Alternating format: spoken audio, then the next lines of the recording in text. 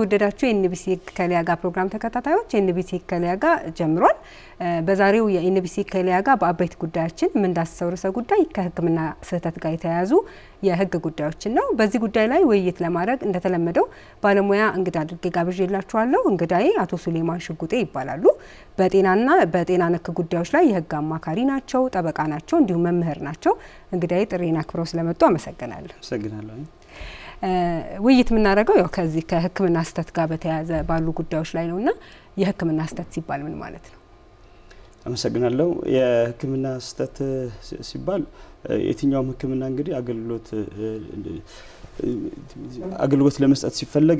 ሊያሟላው የሚገባ ራሱ የሆነ መስፈርት አለው እንደሞ ስታንዳርድ ይኖራል ስለዚህ እያንዳንዱ ከጥራት በታች የተሰጠ ህክምና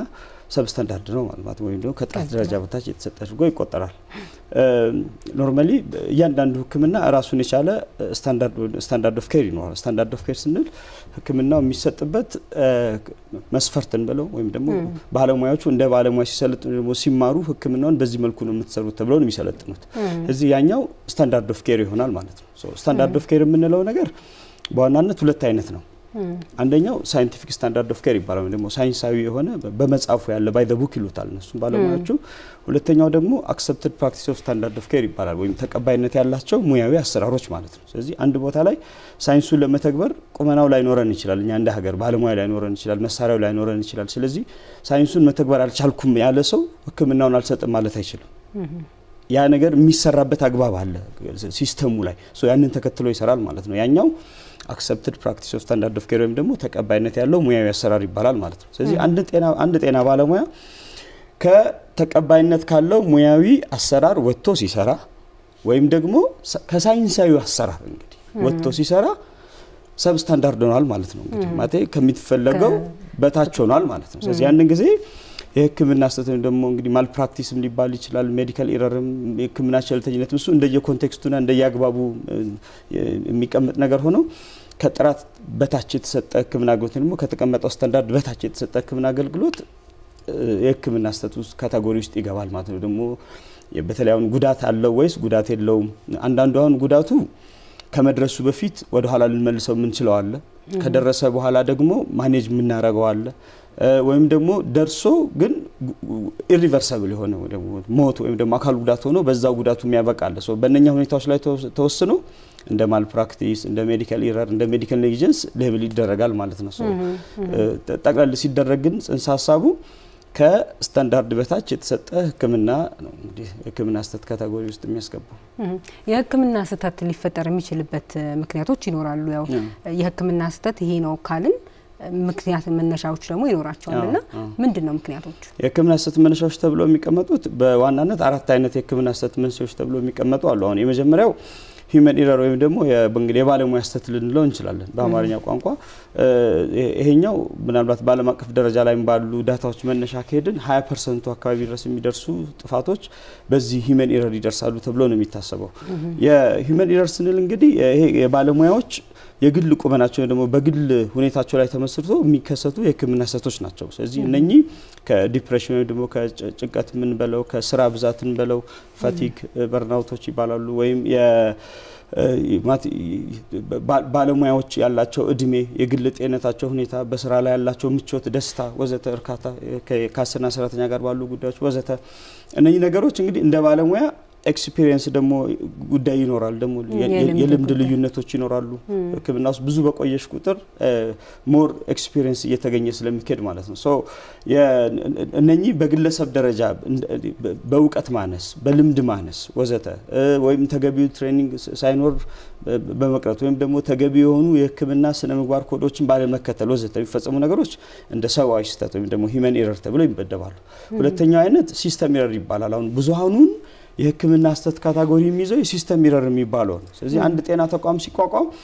የታካሚዎችና የአካሚዎችን ቁጥር ማመጣጠን አለበት ሶ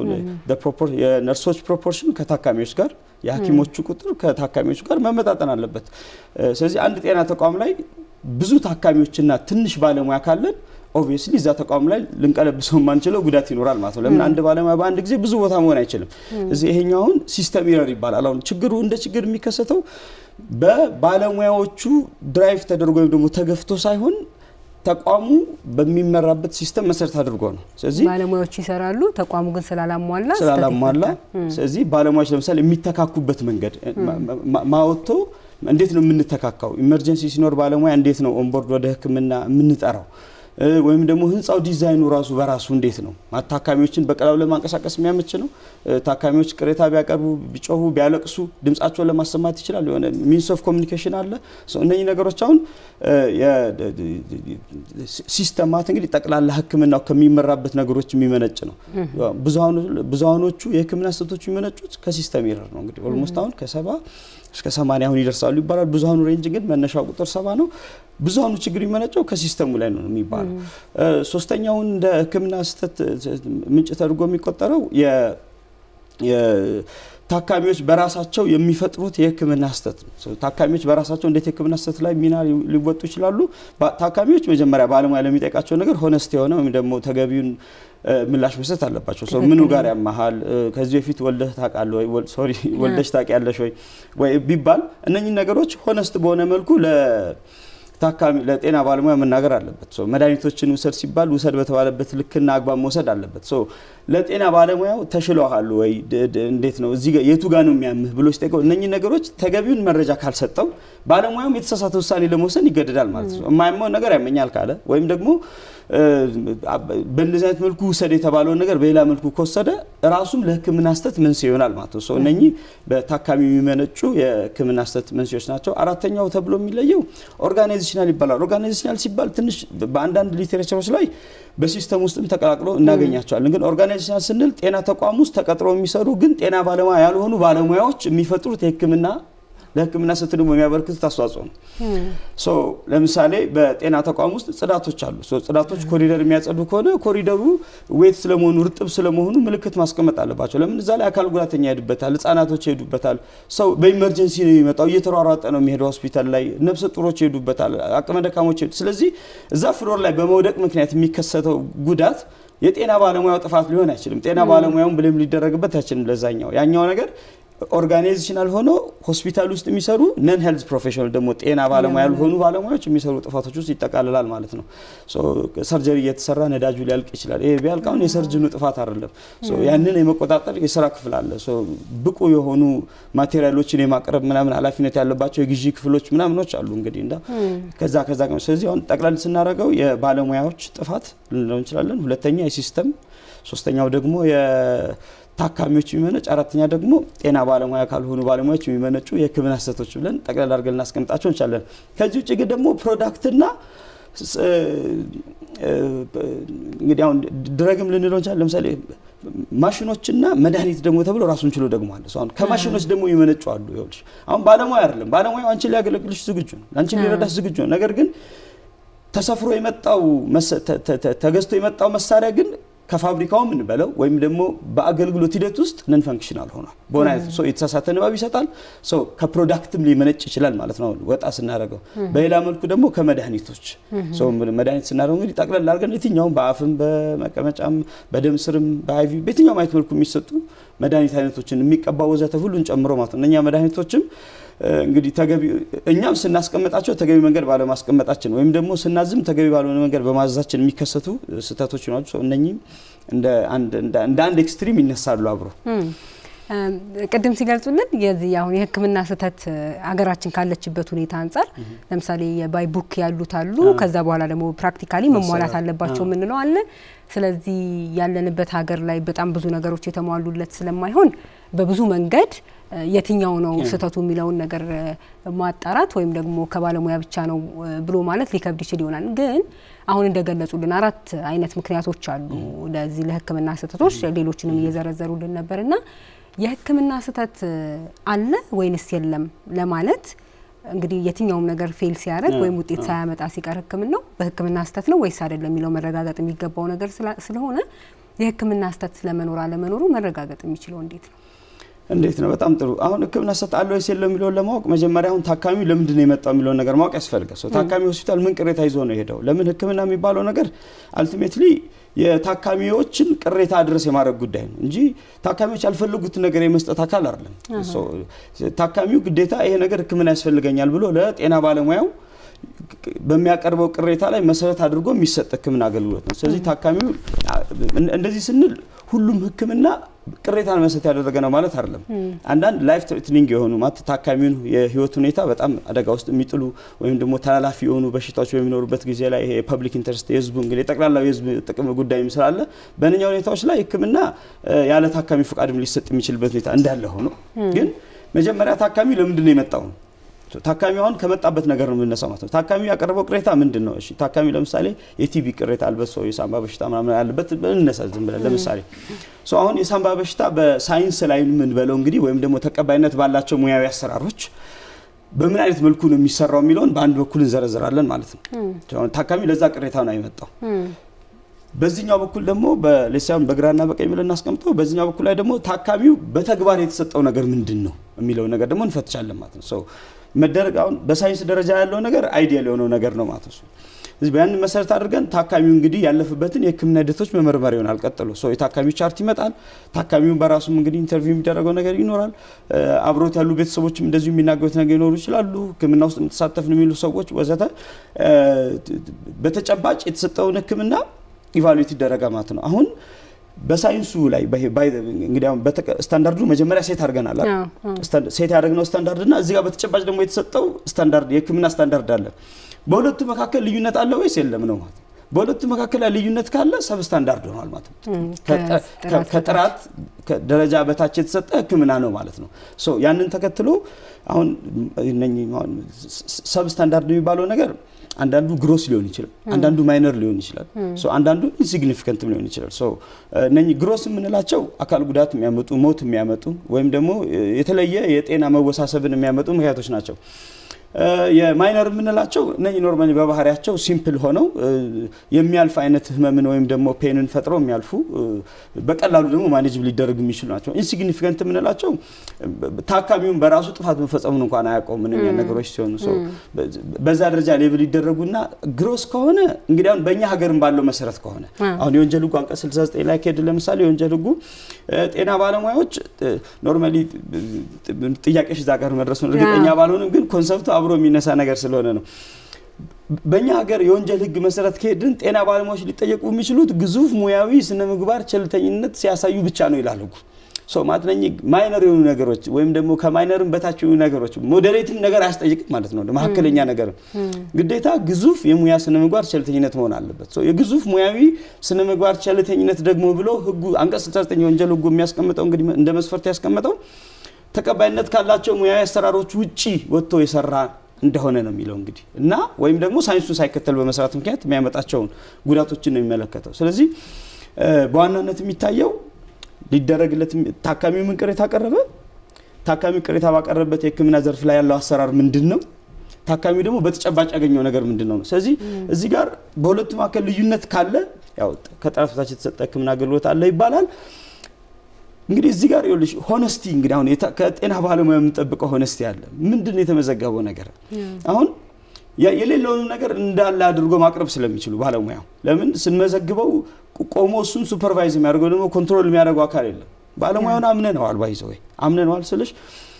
ኢንጂነሪንግ ሲሆን ይሄ ስቱዲዮ እንዲሰራኮ ዝም ብሎ ኮንትራክተሩ ተሰጥቶት እኮ አልመደረው እዚህ ቆመን ተከታትለናል እኮ በሁሉ መሰረት ዲሊቨር እንዲያደርግ ወይም ጫማችንን ብናስጠደው እኮ ጥቁር ቀባው ነጭ ቀባው በውሃ ብቻ መጠብልኝ ኮንትሮል ኤሌመንት አለ ማለት ነው ዩ ኮንትሮል አውትከም ህክምና ውስጥ ግን ውጤትን ኮንትሮል እናደርግ አንችልም ማለት አውትከም ቀድሞ በሚደረጉ ስምምነቶች መሰረት ታካሚውና ጤና ባለሙያ ብቻ ገብተው ይሰራሉ ሰርጂካል ፕሮሲጀር ከሆነ ባለቤትሽ ከሆነ ወይ ደግሞ ልጅሽ ከሆነ እህትሽ ከሆነች የምትሰራው ውስጥ ገብተሽ ወይስ የቀዶ ጥገና እንዴት ነው የሚሰራው ቆሜልኝ ማለት እኮ አትችይ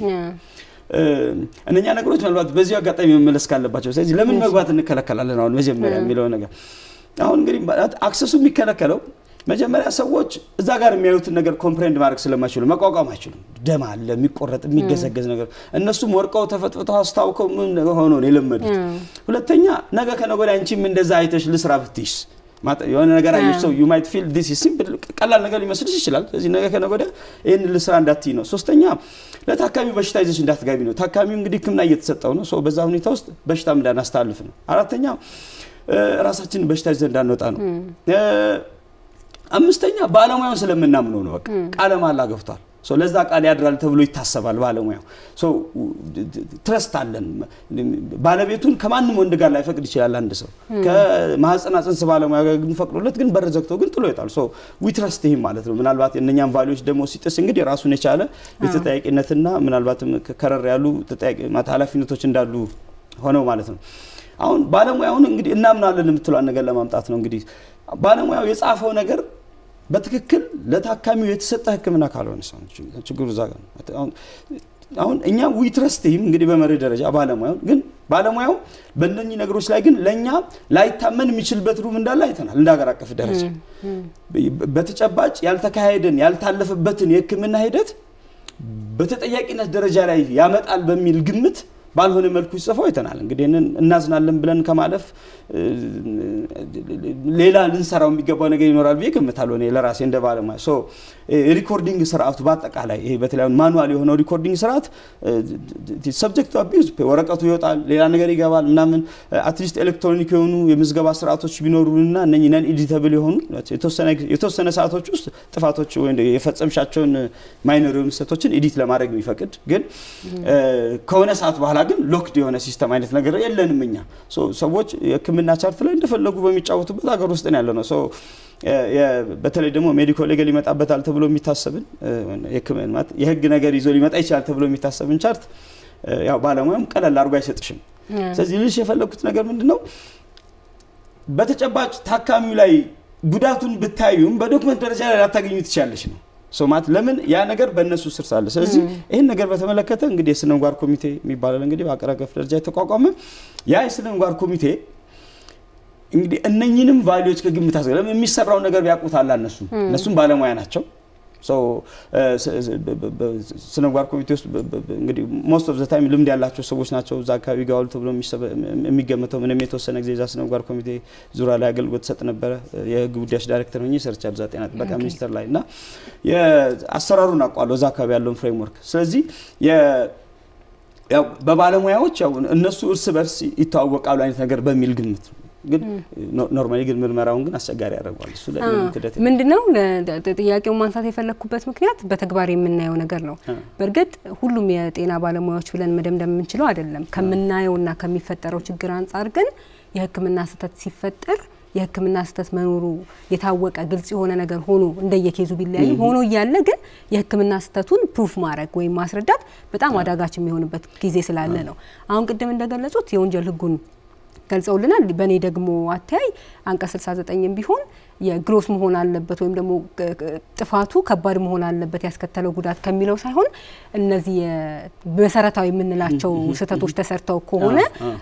የመጣው ጉዳት ምንም ሆነ ምን ጉዳቱ ላይ ያመዘነው በያላስሩም ስለዚህ ምናልባት ተመልካቾቻችን ሲረዱት ይሄ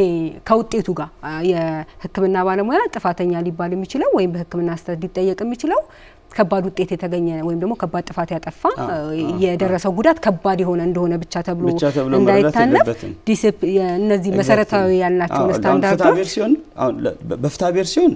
any proof of fault ነው የትኛውንም ደረጃ ለ5 ብር ኪሳራ ከፈለገ መጠየቅ ይችላል ለ100 ብር ኪሳራ መጠየቅ ይችላል ለደረሰ ቢል የሚለው ጉዳት በሙሉ ኖርማሊ ነው የጥያቄነት መሰረቶች ውስጥ ብንገባ እንደው በዚህ አጋጣሚ ቆንጆ ነው እሺ እንመጣለን ወደዛ ስለዚህ እነዚህ ናቸው ችግሮቹና ተግዳሮቶቹ ላይ ኦሬዲ የነኳቸው ስለሆነ ነው ቅድም ያነሳ ነው ያው ምክንያቶቹ ምንድናቸው ስህተት አለ የሚባለው እንዴት ነው ከዛ በኋላ ስህተቱ የሚረጋገጠው እንዴት ነው የሚለው ሆኖ ግን ስለ ህክምና ስህተት ማውራት የህክምና ማስተታተን ማረጋገጥ ቀላል እንደሆነ ተደርጎ መታየት ስለሌለበት ያለውን ተግዳሮት ማሳየት ስለሚጠበቅብን ነው ስለዚህ ምናልባት እኛ ያወራን ያለነው እንደ ህግ ፕሮግራም እና እንደ ህግ ባለሙያ ስለሆነ የጤና ባለሙያዎች የራሳቸው የሆነ መከራከሪያ የራሳቸው የሆነ ኤቲክስ ስነ ምግባር ይኖራቸዋል ቅድም የገለጿቸው ነገሮች ለምን ሆኑ የሚለውን ደግሞ መንገድ ሊያሳዩን የሚችሉበት መንገድ ይኖራል እንደ ህግ ሰው ግን አንድን ጉዳይ ፕሩፍ ለማድረግ ወይም ለማስረዳት ሁሉም ማስረጃ ሊከሰሳል ተብሎ በታሰበው ድርጅትና ባለሙያ እጅ ሆኖ ከዛ በኋላ በፍርድ ቤቶች ወይም ደግሞ በሚጠይቀው አቃል ሲጠየቅ ጄኒውን የሆነ ምላሽ ይሰጣል ተብሎ ግን እምነቱ የለንም የምንልበት ምክንያት በተግባር ከምናየው ጉዳይ በመነሳት እንደሆነ በዚህ አጋጣሚ ልንገልጽ ስለፈለግን እንጂ እያንዳንዱ የሚያዙ ሰነዶች ታካሚዎች የህክምና ባለሙያዎች ላይ እምነት እንዳይኖራቸው ወይም የሚያዙ ሰነዶች ላይ ጥርጣሬ ያለን ከሚል መነሻ እንዳልሆነ በዚህ አጋጣሚ ለማድረግ ነው ህክምና ስህተት አለ ካለን ቅድም ገልጸውልናል ባለሙያው ላይና ተቋሙ ላይ እናተኩር ተቋሙ ቅድም እንዳሉት ማሟላት ያለባቸውን ነገሮች ያላሟሉ እንደሆነ ተጠያቂ ሆኗል ባለሙያውም ኃላፊነት የሚወስድ ከሆነ በዛ በተመሳሳይ ተቋሙም ኃላፊነት ይወስዳል ግን እንለየውና የህክምና ባለሙያውና ተቋሙ ለየብቻ በፍትሐ ብሔርም ሆነ በወንጀል ያለባቸው ተጠያቂነት ምንድነው እሺ የህክምና ተቋምና ባለሙያን በተመለከተ ለየቅል ነው ማለት አንዱ ለአንዱ ኃላፊነት አይወስድም ኖርማሊ በመሪ ደረጃ ላይ ለምን ጤና ተቋሙ የራሱ የሆነ ኃላፊነት አለበት የራሱ የሆነ ግዴታ አለበት ባለሙያውም ደግሞ የራሱ የሆነ ኃላፊነትና የራሱ የሆነ ግዴታ አለበት ሁለቱም ከተለያየ ቦታ ላይ ነው የሙያ ፍቃድ የሚወስዱት ወይም ደግሞ ያገልግሎት ፍቃድ የሚወስዱት ባለሙያም ከሌላ ቦታ ጋር ፍቃድ ወስዶ መጥቶ ነው የሚያስተምረው ለምሳሌ የሆነ ሰው መምህር ሆኗል ስንል ከትምህርት ቤቱ ጋር ነው አግሪመንት የሚኖረው በቃ ገብቶ ያስተምራል ጤና ባለሙያ ነው ስንል ግን የፍቃዱን የማገልገል ሙያ ፍቃድን የሚወስደው ሌላ እሱ ፍቃድ የሚሰጥ አካል አለ ከዛ ወስዶ መጥቶ ነው የሚመጣው ሶ ፕራክቲስ ላይሰንስ አለው ማለት ነው በዛ ፕራክቲስ ላይሰንሱ ነው መጥቶ እንደ ኢንዲፔንደንት ኮንትራክተር ገብቶ እየተቀጠረ ያለው ስለዚህ ተቋሙ የራሱ የሆኑ ግዴታዎች አሉበት ባለሙያም የራሱ የሆነ ግዴታ አለበት ተቋሙ በባለሙያ ስራ ሲጀምረው ግዴታ ጣልቃ አይገባም ስንል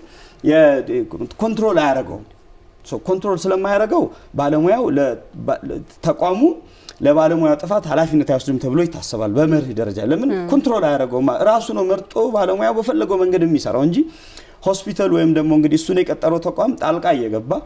ይሄንን አድርግ ያንን አድርግ ሊለው አይችልም ለምን በስነ ምግባሩና በኮዱ መሰረት በስታንዳርዱ መሰረት ተመርቶ የመስራት ኃላፊነትና ግዴታ ስላለበት ኖርማሊ እንግዲህ አሁን የኛ ሀገር ህግን በተመለከተ አሁን እንግዲህ የኛ ፍትሐ ብሔር ህጉን ብንወስድ ፍትሐ ብሔር ህጉ በወጣበት ጊዜ ላይ ፕራይቬት ፕራክቲስ የሚባል ነገር አልነበረም ያው ስቴት ፕራክቲስ መንግስት ብቻ ነው በጊዜው ህክምና አገልግሎት ይሰጥ የነበረው በግላቸው የሚሰሩበት ተቋም ወይም እንደዛ አይነት ልምድ የለም እንደዛ አይነት ልምድ አልነበረም በጊዜው ህጉ ሲወጣ ስለዚህ ህጉ የሚለው የኛ ሀገር ላይ አሁን የፍትሐ ብሔር ህጉ የሚለው ጤና ባለሙያዎች በስራቸው ላይ ሆነው ለሚፈጽሟቸው ጥፋቶች እንዴትኛው አሰሪና ሰራተኛ ግንኙነት ኃላፊነት አለባቸው ከሚል ይመነጫል ሶ ይሄንን ማለት ስለዚህ ተቋሙ ለባለሙያው ጥፋት ኃላፊነት ይወስዳል ወደሚለው ኮንቴክስት ይሄዳል ግን ይሄኛውን በፕራይቬት ፕራክቲስ ውስጥ ምን ያኛው በቀጥታ በመንግስት ቤት ውስጥ ስላለ ነው ቃል በቃል በግል ውስጥ ምን ይሆናል ከተባለ እንግዲህ በዛ ላይ ብዙ የሚያከራክሩ ነገሮች አሉ እስከ ሰበርም የደረሱ ብዙ ጉዳዮች እንዳሉ አቃለው በራሴ በመርህ ደረጃ ግን ሊያግባባን የሚገባው ነገር ሆስፒታል ያለበት ኃላፊነት ምንድነው ታካሚዎችን ከጉዳት የመጠበቅ ከተላልፊ በሽታዎች የመጠበቅ ከኢንፌክሽን የመጠበቅ ወይም ደግሞ እንግዲህ ከጾታ ሊደርሱ ከሚችሉ ጥቃቶች አይሞራቸውን የሚያማቸውን ሰዎች አይሞራቸው ከማያማቸው ሰዎች ለይቶ በማድረግ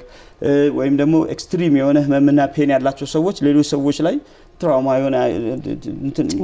እንዳይፈጥሩ እነኛ ለይቶ የማድረግ በወንድና በሴት ለይቶ የማስተኛት ህፃናትን ከአዋቂዎች ለይቶ የማስተኛት ወዘተ እነኛ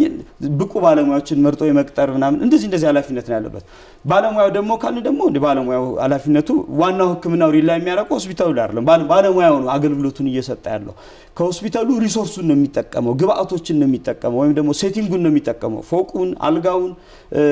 ማይክሮስኮፑን ባዩ እንግዲህ መቅደጃውን ቢላውን አልጋውን ወዘተ ነገር ነው የሚጠቀመው ስለዚህ ሁለቱም በየራሳቸው ጥፋት ኃላፊነት ይወስዳሉ በመሪ ደረጃ እንግዲህ እኛ ሀገር ላይ ያለውን አካይድና አሰራር ኮሰድን ፍርድ ቤቶች ጥፋተኛ ወይም ደግሞ ጥፋት አለ ብሎ ባሰቡ ጊዜ ላይ ህክምናው ሰብስታንዳርድ ባሰቡ ጊዜ ላይ ኖርማሊ የሚከሱ ሰዎችም አንደኛ ተከሳሽ ተቋሙን አድርገው ሁለተኛ ተከሳሽ ባለሙያውን ያረጉታል ፍርድ ቤቱ ጉዳዩን አናላይዝ አድርጎ በባለሙያው ይሁን እንግዲህ በተቋሙ ጥፋት ብዙ ጊዜ ባለሙያው ነው የሚለው ሐሳብ እንዳለ ሆኖ በጋራና እንግዲህ በተናጠል ኃላፊነት ውሳኔ ይሰጥና ታካሚዎች ብዙ ጊዜ መክፈል አቅም ያለው ተቋሙ ስለሆነ ከተቋሙ ይወስዱና ተቋሞች ደግሞ ባለሙያውን በአንተ ጥፋት ነው የከፈልኩት እያሉ ገንዘብ ሲቀበሉት እና ያለ ያ በተረጋሚ እየታየ ነው ሶ አልቲሜትሊ ተጠያቂነቱ እየሄደ ያለው ወደ ባለሙያው ነው ይመስላል ማለት ነው ሶ ማለት ለምን ተቋማቶች በራሳቸው ጥፋት ከሆነ የከፈሉት ከባለሙያው ሪፈንድ ማድረግ አይችልም ግን በባለሙያ ጥፋት ግን ሲከፍሉ ግን የከፈሉትን ገንዘብ ከባለሙያው መልሰው እየተቀበሉ ስለሆነ ጥፋቶች በሙሉ ምን ይባላል በህክምና ላይ ይሄ all the critics goes to the poor intern ይባላል አሁን ኢንተርን ስንል ተለማማጅ ማለት ነው እንግዲህ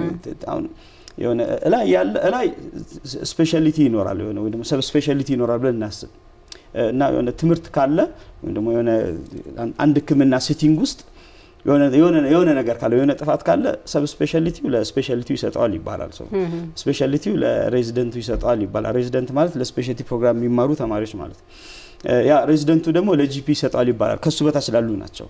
ጂፒም ደግሞ ለ ኢንተርኑ ያቀብሏል ይባላል ኢንተርኑ የትም ያደርሰው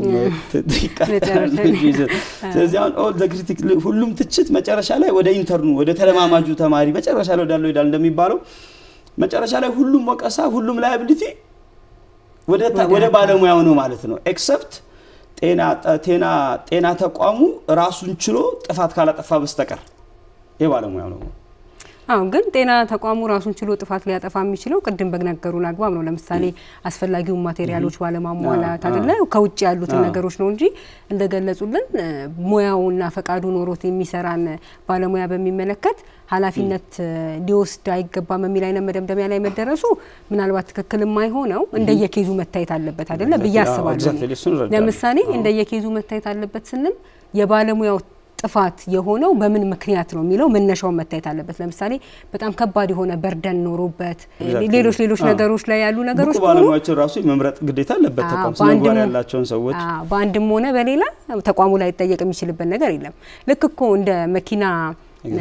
አሽከርካሪና እንደ ባለ መኪናው ማለት ነው ባለ አሽከርካሪው በራሱ ጥፋት ላደረገው ነገር የመኪናው ባለቤት ምንም አይነት ነገር በማያውቅበት ኃላፊነት የሚወስድበት ምክንያት ኃላፊነት ለሚሰማው ሰው መስጠት አለበት ከሚል መነሻ እዚህ አብሮ የሁለቱ ጉዳይ አብሮ መሄድ ይመስለኛል ከዚህ ከፍታ ቤር ጋር በተያያዘ ግን ያው እንደየኬዙ ግን ይለያያል ምንድነው ኮዙ የዛ የህክምና ስህተት መነሻው ምንድነው የሚለው መነሻ እንትን ይመስለኛል ወንጀል ላይ ስንመጣስ ያለው ኃላፊነት እንዴት ያለ ነው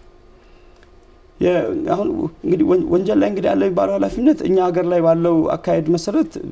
በዋናነት እኔ መጀመሪያ እንደ ሀገር ያለው ዲስፓሪቲ ወይ ደግሞ ያሰራር እንትን ማንሳት ፈልጋለሁ ኖርማሊ አሁን ሬጉሌሽን 299/2013 የሚባል አለ እንግዲህ በሚኒስትሮች ምክር ቤት የወጣ ስነምግባር ኮሚቴን የሚያቋቁመው እሱ ነው እንግዲህ በፌደራል ደረጃ ላይ ተቋቁሟል ብሎ ያንን መሰረት አድርጎ እያንዳንዱ ከተማ መስተዳድር ድሬዳዋና አዲስ አበባን ጨምሮ ክልሎች ላይ ስነምግባር ኮሚቴዎች ተቋቁመዋል አሁን እንግዲህ አሁን ጥፋት አለ ሲባል የማን ነው ጥፋትን ስታብሊሽ ማድረግ ያለበት የሚለው ነገር በተመለከተ ህጉ አቋሙ ግልጽ ነው የስነምግባር ኮሚቴ መሆን እንዳለበት ይገልጻል እንግዲህ በርግጥ አሁን ያንን መሰረት አድርጎ ስነምግባር ኮሚቴ ያላቋቋሙ ክልሎችም እንዳሉ ሆነው በዶሚናንት ላውን በአማራ ክልል ባህር ዳር ያለ በትግራይ ክልል መቀሌ ላይም አለ በአዲስ አበባ አለ ድሬዳዋም አለ ሐረርም አለ ኦሮሚያ ላይ የለም የጅጅጋ የለም ሶማሊያ አፋርም የለም አምስት ክልሎችና ሁለት ከተማ መስተዳድሮች ስነምግባር ኮሚቴ አቋቁመዋል አሁን እነኚህ ቦታዎች ላይ በዋናነት እንግዲህ ለየትኛውም አይነት ኃላፊነት ለወንጀሉ ምን ብሎ ለፍታቤሩ ምንጭ ሊሆን የሚገባው የስነምግባር ኮሚቴ ውሳኔ መሆን አለበት የሚል እምነት አለኝ በግሌ ግን ችግሩ ስነምግባር ኮሚቴዎችም እንግዲህ የሌሉባቸው አካባቢዎች አሉ አንድ ኖርማሊ ፍርድ ቤቶች ከዚህ አሰራር ውጪ ደግሞ መስራት የሚከለክላቸው ነገር የለም ፍርድ ቤቶች ኃላፊነት ተጠያቂነትን ለማቋቋም በራሳቸው በመሰላቸው መንገድ ያንን ነገር ሲያረጋግጡትም ይታያል ግን ኖርማሊ በህጉ ላይ ያለው አጋለጽ ግን የማልፕራክቲስ ወይ ደግሞ ሰብስታንዳርድ የሆነ ህክምና ጉዳይ ጥፋት አለ ተብሎ ሊረጋገጥ የሚችለው በስነምግባር ኮሚቴ ብቻ ስለመሆኑ ያስረዳል እኔ ያንን ነገር በተመለከተ ፍርድ ቤቶች ኖርማሊ በኤክስፐርት ቴስት ወይ ደግሞ እንግዲህ እንደ ኤክስፐርት አስተያየት የሚወሰድ ነው ፍርድ ቤቶች ያንን የመቀበል ያለመቀበል መብት አላቸው ግን በመርህ ደረጃ ግን እንሂድ ከተባለ ግን በዚህ ፕሮሰስ ውስጥ ማለፍ አለበት የሚል እምነት አለኝ ለራሴ ፍርድ ቤቱ ግን የመጣውን አስተያየት እንደ አስተያየት ከፈለገ በሆነ ምክንያት ጥሎት እሱ የራሱን አቋም ሲዝም እያየን ስለሆነ ፎርማት ማተርና ተጠያቂነትን በተመለከተ መጀመሪያ ይሄኛው አሰራር በአገር አቀፍ ደረጃ ላይ በቃ አንድ ጉዳይ የህክምና አስተት ጉዳይ ነው ከተባለ ባለሙያን ኢንቮልቭ ስለማድረግ ማሰብ አለብን ቤተሰቦች በራሳቸው በዛ ጉዳይ ላይ የውቀት ባለቤት ሊሆኑ አይችሉም ባለሙያ የውቀት ጉዳይ ነው ስለዚህ ለባለቤቱ እንሰጠውና ባለቤቱ ጀጅ ባደረገው ነገር ላይ ደግሞ ፍርድ ቤት ቆሞ አይ አንተ ራስ በዚህ ነገር ላይ ባላንስ አታል ሚዛን አታል ወይም እንትን ፍሎው አላማረኝም አካሄድ አላማረኝም ካለ ፍርድ ቤቱ ያንን ነገር ጥሎ ወይም ደግሞ በራሱ ኤክስፐርት ቴስቲሞኒ ጠርቶ ሲያደርጉም ስለቆዩ ያደረጉም ስለሆነ በዚህ አሁንም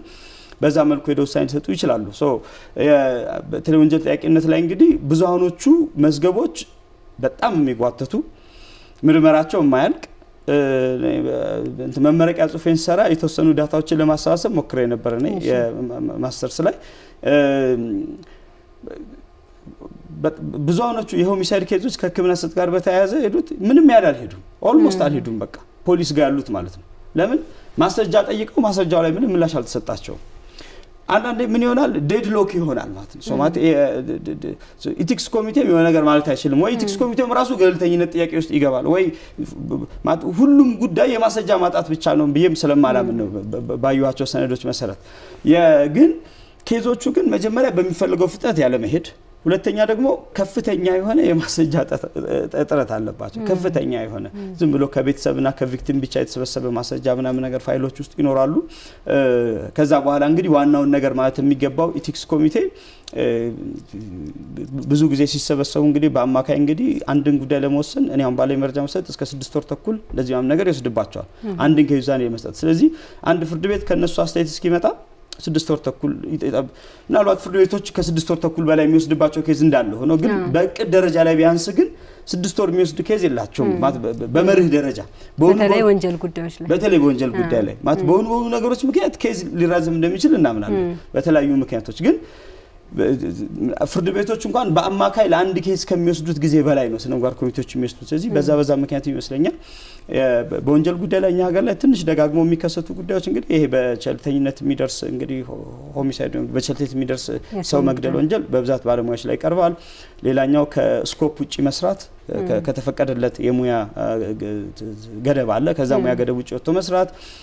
ነኝ የተከለከሉ መድኃኒት ነኝ ናርኮቲክና ሳይኮትሮፒክ የሚባሉ አሉ እንደ ፔቲዲ እንደ አይዞፍፓ ምናምን የሚባሉ ነኝ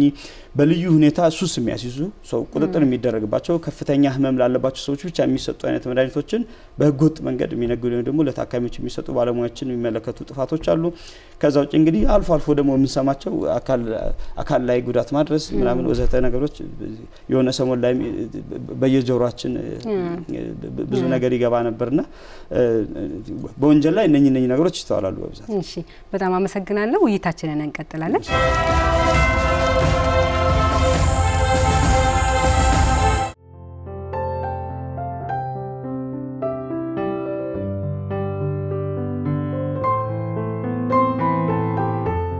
የተወደዳችሁ ተመልካቾቻችን ለዛሬ በአንድ ለመንገድ ባለፈው ሳምንት በነበረው የኢትዮጵያ ታሪክ በሪቻርድ ፓርከርስ እይታ ከሚለው መጽሐፍ ላይ የወሰድነው ሁለተኛ ጥንታዊ ፍርድን የተመለከተ ታሪክ እንንገራችሁ ሁለተኛው ብይን ደግሞ ከዛፍ ላይ ስለወደቀውና ጓደኛውን ስለገደለ ልጅ ታሪክ ነው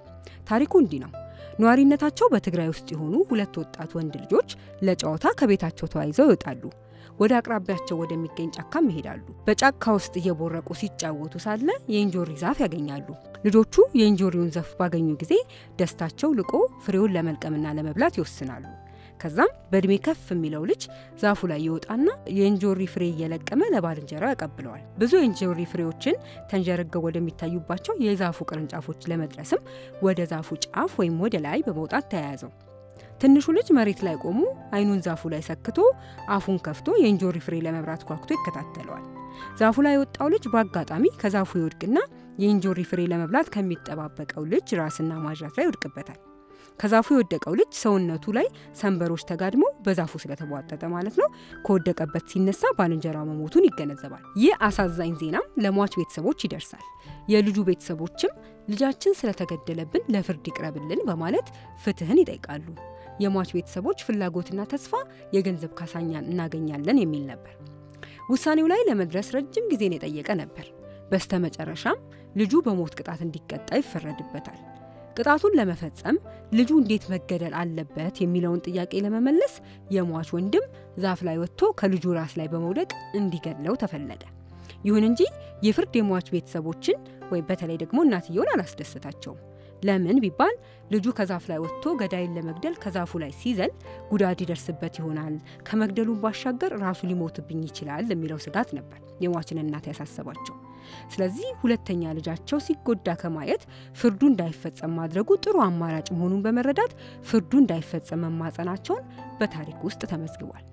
ተመልካቾቻችን ከዚህ ታሪክ ደግሞ መረዳት የምንችለው ማንኛውም ሰው ሊቀጣ የሚችለው በዘመናዊ የወንጀል ህግ በተለይ በሀገራችን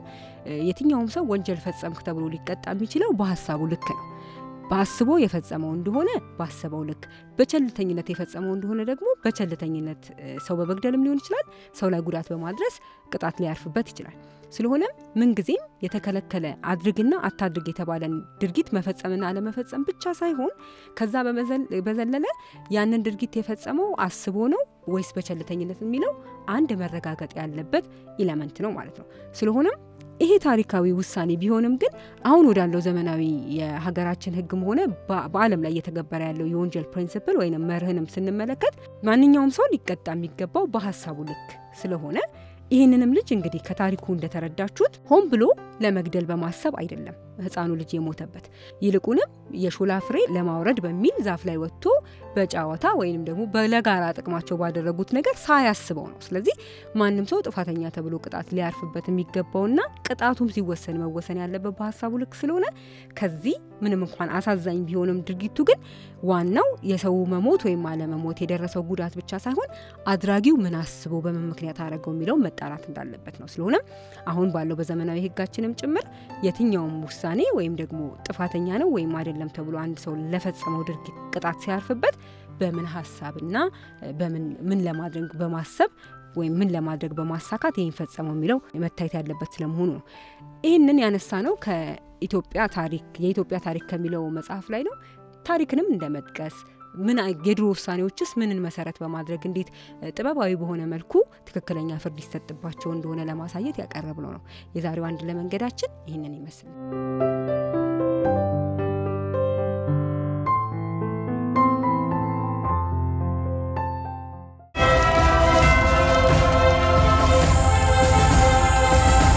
ተመልካቾቻችን አንድ ለመንገድን ተመልክተን ተመልሰናል ውይይታችን ይቀጥላል ውይይት እያደረግን ያለነው የህክምና ስህተትን በሚመለከት ነው እያነሱልን እንደነበረው ቅድም ከዚህ በተለይ ከወንጀል ጉዳዮች ጋር በተያያዘ የማስረጃ እጥረት አንድ ጉዳይ ሆኖ ነገር ግን ማን ነው ማስረጃውን ሊሰጥ የሚገባው ፍርድ ቤቶች ምንድነው መሰረት ሊያደርጉ የሚገባው የሚለው ግን በጣም ጥንቃቄ የሚፈልግ ይመስለኛል ምክንያቱም እስማማለሁ ብዙ ጊዜ የባለሙያዎች የኤክስፐርት ዊትነስ ወይም ደግሞ ኤክስፐርቶች የሚሰጡት ነገር ነው ለፍርድ ቤቶች መሰረት መሆን ያለበት ምክንያት ፍርድ ቤቶች እያንዳንዱ ጉዳይ ላይ ስፔሻላይዝ ማድረግ ስለማይችሉ ጉዳዩ ከየት የመጣ ነው ጥፋቱ ከየት የመጣ ነው የሚለውን ለመረዳት ባለሙያዎችን ማዳመጥ የባለሙያዎችን ውሳኔ አስተያየት ለውሳኔያቸው መነሻ ማድረግ መልካም ነው አንዳንዴ ግን አሁን እኛ ሀገር በተግባር ያለውን ስለሆነ መሬት ላይ አውርደን ማውራት ያለብን ቅድም እየገለጹ እንደነበረው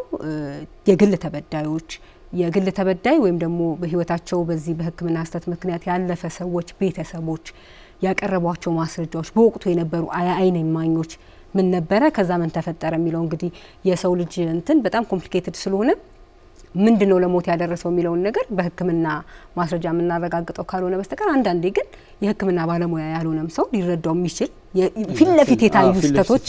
ይኖራሉ ስለዚህ መሰረታችን መሆን ያለበት አሁን እንግዲህ ፍርድ ቤቶች እያደረጉ ያሉት ነገር የግድ በህክምና ባለሙያዎች ብቻ ነገሮች መደገፍ አለ በጣም መሰረታዊ ነገር ነው ግን እንደየኬዙ መለየት ያለበት ነገር ይመስለኛል በተኛም ያው the cases speaks for themselves የሚባሉት ማለት ነው ሁኔታው በራሱ ይናገራል አንዳንዴ የግድ የባለሙያ ምትል ከሆነ የሚሆን ስለማይሆን ማለት ነው ምክንያቱ ደግሞ ምንድነው ብዙ መርሆች አሉ እኛ ሀገር የህግ ባለሙያዎች ላይ ብንሄድ የጤና ባለሙያዎች እንደየባለሙያው ሙያው በሚፈልገው ልክ ሊጣሱ የማይገባ የስነ ምግባር መርሆች አሉ እነሱ ተከብረው በመልካም ሁኔታ የሚሰሩ ቢሆን እንግዲህ የሚፈጠሩ ነገሮች በጣም ይቀንሳሉ ነገር ግን መሰረታዊ የምንላቸው በተለይ አሁን የመንግስት ተቋማት ላይ የግል ተቋማት ላይም ጭምር የሚፈጠሩ በቸልተኝነት ታልፈው ከዛ በኋላ ውጤታቸው በጣም ትክክል የማይሆን ነገር የሚመጣበት ጉዳይ ላይ በጣም ጥንቃቄ የሚፈልግ ነው የሚሆነው እስኪ በጣም የዚህ ህክምና ጉዳዮች ላይ ልምድ ስላሉት ከፊርማ ጋር ያለውን ነገር እናንሳ ብዙ ጊዜ ሰዎች የቀዶ ህክምና ለማድረግ ሲገቡ ወይም ደግሞ ሲሪየስ የሆነ ህክምና ሊሰጣቸው ሲል እንዲፈርሙ የሆስፒታሎች ወይም ጤና ጣቢያዎች እንዲፈርሙ ያደርጋሉ ወይ ቤተሰቦቻቸው ወይ ራሳቸው ማለት ነው ምንድነው መነሻው ባይፈርምስ አንድ ሰው ያ ሰርቪስ አይሰጠው ማለት ነው ኖርማሊ ህክምና የሚባለው ነገር ተብሎ የሚታሰበው ፍቃደኝነት መሰረት ያደረገ ህክምና ነው ፍቃደኝነት መሰረት ያደረገ ህክምና ስንል ታካሚው እንደ ታካሚ ምርጫው ሁሌም ሊጠበቅለት ይገባል no matter how foolish ቢሆን ምርጫው የሆነ unwise ይሆን ማለት ብቁ ሆኖ እንደተማረ ሰው ወይም ደግሞ እንደሚያገናዝብ ሰው አይመርጥም አይ ይሄ ሰው ስለራሱ ጉዳይ አያቅም እንኳን ብንለው እንኳን ራሱ ይከበርለት ነው የሚለው መርሁ ባይዘ so በዋናነት ግን ያለው አድቫንቴጅ እና ዲስአድቫንቴጅ በአግባቡ ይገለጽለት ነው ምርጫው የሚያመጣው ችግር እና የሆነ ነገር ማድረግ ወይም ደግሞ በህክምናው ባለሙያ የሚያቀርበው ሐሳብ አለ ያንን ሐሳብ መቀበልና አለመቀበል የሚያመጣው ነገር በአግባቡ ይግለጽለት እንጂ ሁሉ ጊዜም ቢሆን የታካሚው ምርጫ ይጠበቅለት ነው በመረ ደረጃ አሁን የታካሚው ምርጫ ስንል ኮንሰንት ስንል ሁለት አይነት ነው አንደኛው ኢምፕላይድ በውስጥ እንግዲህ በአማርኛው ኢምፕላይድ ማለት በሁኔታዎች ምንግባባው ሁለተኛው ኤክስፕረስ በግልጽ በጽሁፍ የሚደረገው ነው ኢምፕላይድ ሲሆን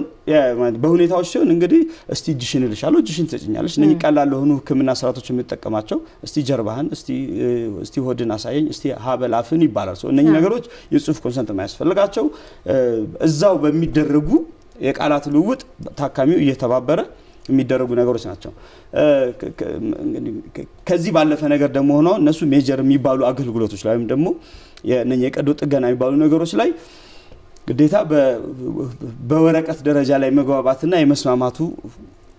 ነገር እንደ ህክምና ኤቲክስ ተቀምጧል ሶ ያ ነገር ኖርማሊ እንደ መርህ በኤቲክስ ደረጃ በጽሁፍ የማረጉ አስፈላጊነት ኖርማሊ ህክምና በውል ደረጃ ከሄዱ ሁለት አይነት ውሎች አሉ የኮንትራክት ኦፍ ዲሊጀንስ የበቂ ጥረት ኮንትራክት እና የሂደት ኮንትራክቶች አሉ ኮንትራክት ኦፍ ቤስት ኢፈርት የበቂ ጥረት ኮንትራክት እና የውጤት ኮንትራክት የውጤት ኮንትራክት ከሆነ ሰውየው ያን የተባለውን ነገር ሰርቶ ሲያስረክብ ነው ሰው የበቂ ጥረት ከሆነ ግን ባለሙያው በቂ ጥረት ነው የሚያደርገው ውጤትን ባያመጣም ሰው የተቃለ የተገባለት ነገር ያገኛል ማለት ነው ሰው በቂ ጥረት ማድረጉን አለማድረጉን ብቻ ነው ቼክ የሚደረገው እዚህ አንድ እግር ኳስ ተጫዋቻውን በውጤትም በበቂ ጥረት ኮንትራክት በቂ ጥረት ያደርጋል ተብሎ ነው ውል የሚፈርመው ስለዚህ ጤና ባለሙያ ኖርማሊ አንድን ታካሚ የማዳን የህግ ግዴታ የለበትም በቂ ጥረት የማድረግ ግዴታ ግን አለበት ታካሚውን ለመርዳት ነው ሶ መጀመሪያ ጋራንቲ ኦፍ ኪውር የለም ማለት ነው ሶ ጋራንቲ ኦፍ ኪውር ከሌለ ሶ ለምሮታሪ ሆስፒታል የምንሄደው በቃ ኦሬዲ ሳይንሱ አሁን ባለችበት ቁመና ደረስኩበት ያለበት ደረጃ አለ ያንን መርህና ተቀባይነት ያላቸው ሳይንሳዊ አሰራሮችን ተከትሎ ስነጓርን ተከትዬ እሰራለሁ ነገር ግን ኢንሄረንት የሆኑ ደግሞ ሪስኮች አሉት እኔ አውትከሙን ኃላፊነት አልወስድልህም እኔ አሁን ህክምናው እንደ ህክምና ራሱን የቻለ የትኛውም ህክምና ምናልባት አነስተኛውን ቀላል ምንላቸውን የህመም ማስታገሻ ታብሌቶች ከመውሰድ ጀምሮ ከፍተኛ እስከምንለው ውስብስብ ቀዶ ጥገና ወይ ደግሞ ንቅለ ተከላ ወዘተ እስከሚባሉ ደረጃ ድረስ ብንሄድ ኢንሄረንት የራሱን ሪስክ የሌለው የህክምና አይነት የለም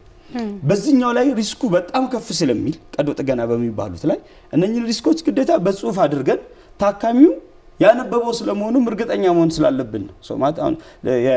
ብዙሃኖቹ ነገሮች እዛ ጋርም ዲስክሪፕት ተደርጎ በአግባቡ ተገልጸው ይጻፋሉ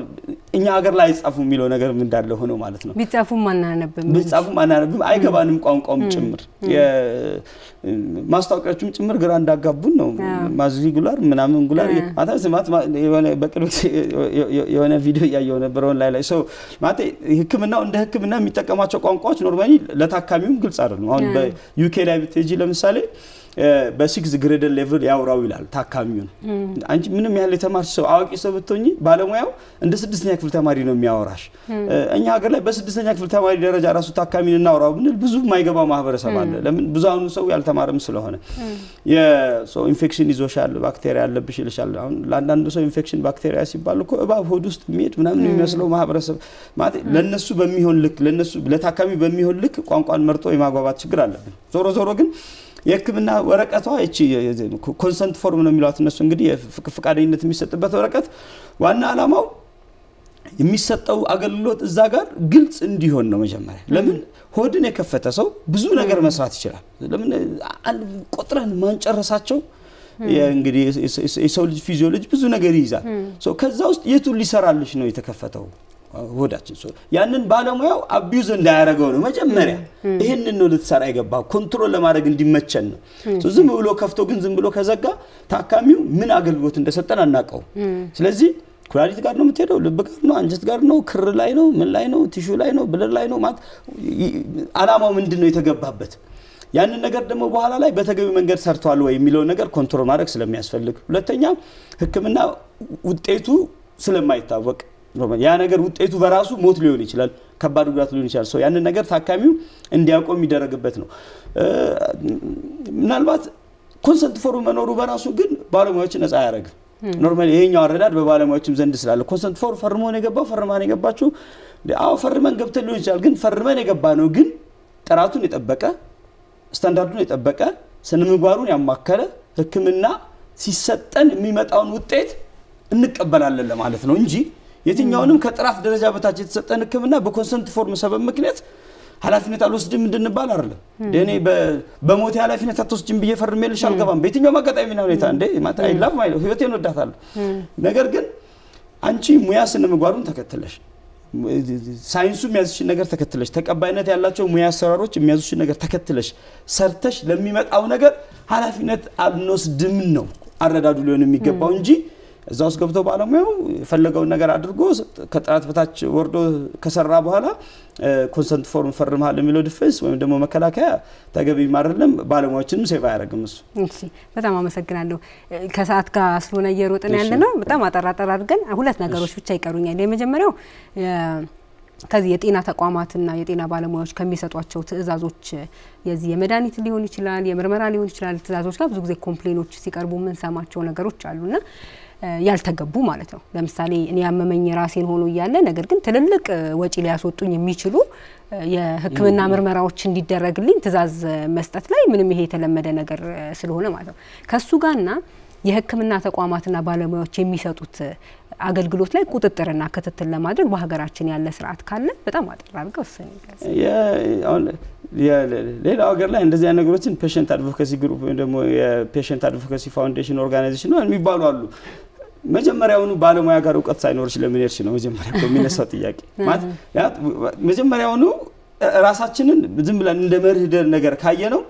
ራሳችንን ለሆነ ሰው በቃ አምነነው ነው ያለብን ultimately if we have to go there ኖርማሊ ሌሎች ሀገራቶች ላይ ሰዎች ጤና ባለሙያ ጋር ሊሄድ ነው ሆስፒታል ጋር ሊሄድ ነው ብሎ የሚያማክሯቸው ተቋማቶችና ባለሙያዎች አሉ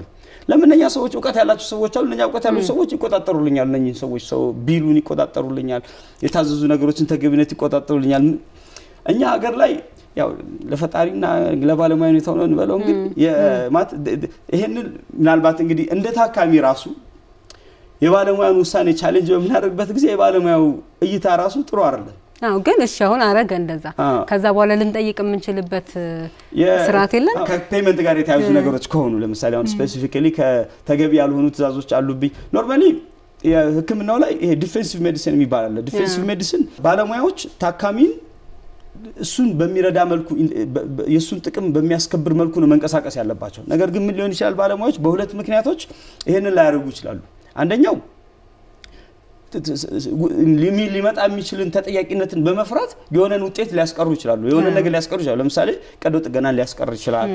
ገና ለገና የሆነ ነገር ተጠየቃለሁ ብሎ ወይ ደግሞ የሆነን ፕሮሲጀር ከመፈጸም ሊቆጠብ ይችላል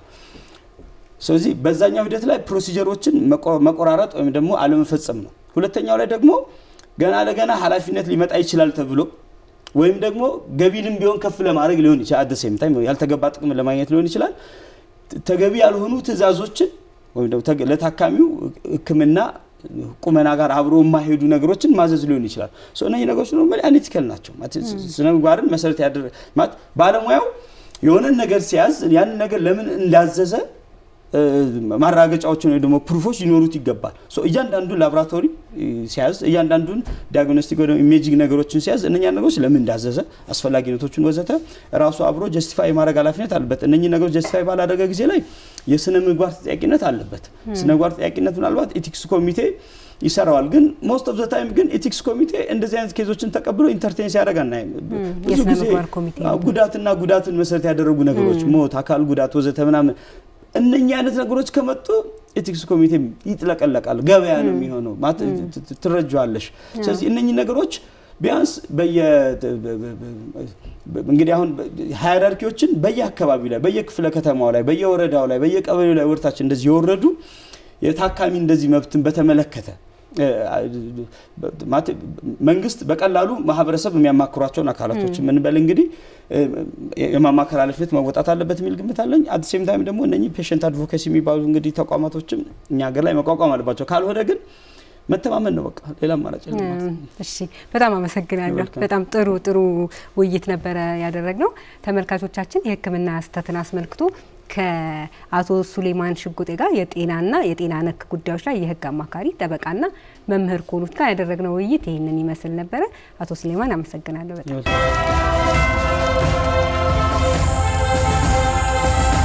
ተመልካቾቻችን በዛሬው ሰሞንኛ ውሳኔዎች ልንነግራችሁ የወደድነው የፌዴራል ጠቅላይ ፍርድ ቤት ሰበር ሰሚ ችሎት የሰጠው ውሳኔ በትንሽ ቆየት ያለ ነው። በሰበር መዝገብ ቁጥር 64590 ሚያዝያ 18 ቀን 2013 ዓ.ም የተወሰነ ውሳኔ ነው። አሁን ውይይት ካደረግንበት የህክምና ስህተት ጉዳይ ጋር ቀጥታ ግንኙነት ያለው ውሳኔ ስለሆነ ነው ልንነግራችሁ የወደድነው። ዘግየት ያለ ቢሆንም የሆነው ምንድነው በዚህ ክርክር ላይ ስር ፍርድ ቤት ላይ የህክምና ስህተት ተፈጽሞብኛል የወሊድ መቆጣጠሪያ ክንዴ ላይ እንዲቀበር ካደረኩኝ በኋላ የወሊድ መቆጣጠሪያውን ሲያወጡ እንዲያወጡልኝ ገነግላቸው ሲያወጡ በፈጠሩት ስህተት ምክንያት በጣም አደገኛ የሆነ የጤና ችግር ላይ ደርሷል በሚል በዝርዝር ነው በስር ፍርድ ቤት ከሳሽ የነበሩት። በዚህ ክርክር ላይ ደግሞ ተጠሪ የሆኑት ግለሰብ ክስ አቅርበው የነበሩትና የስር ፍርድ ቤቶችም የህክምና ስህተት ያነበረ ስለመሆኑ አረጋግጠው ካሳ ይገባቸዋል በሚል የተገለጸውን ያክልም ባይሆን ቀንሰው ካሳ ይወስኑላቸዋል። ይግባኝ በመባል ይመጣና የፌዴራል ጠቅላይ ፍርድ ቤት ላይ የደረሰበት ምክንያት ምንድነው? ካሳው ሲወሰን የስር ፍርድ ቤቶች የወሰኑበት አግባብ ተገቢነት ያለው አይደለም። ምክንያቱም ካሳውን የወሰኑት በርትዕ ወይንም ደግሞ በኢኩዊቲ ነው በሚል ነውና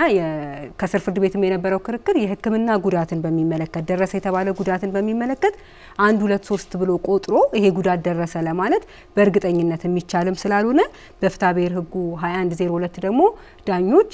ለመወሰን በተቸገሩ ጊዜ ርትዕን ወይንም ኢኩዊቲን ወደ ትርጉም አምጥተው ውሳኔ ሊሰጡ እንደሚችሉ በግልጽ የተቀመጠ ስለሆነ የደረሰው ጉዳት የህክምና ስህተትን መሰረት በማድረግ የደረሰ በመሆኑ የስር ፍርድ ቤቶች የወሰኑት ውሳኔ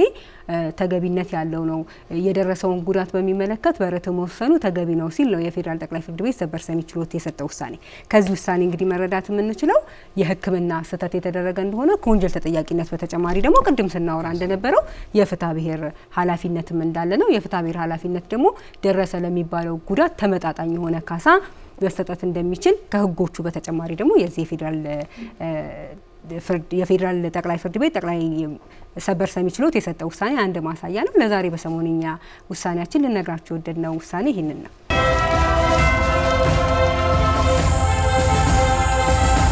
ተመልካቾቻችን በዛሬው ኤንቢሲ ህግ ከሊያ ጋር ፕሮግራማችን ያቀረብነውን ይመስል ነበር። ሳምንት በሌላ ፕሮግራም ከሌላ እንግዳ ጋር ጠብቃችኋለሁ። እስከዚያው ሰላም።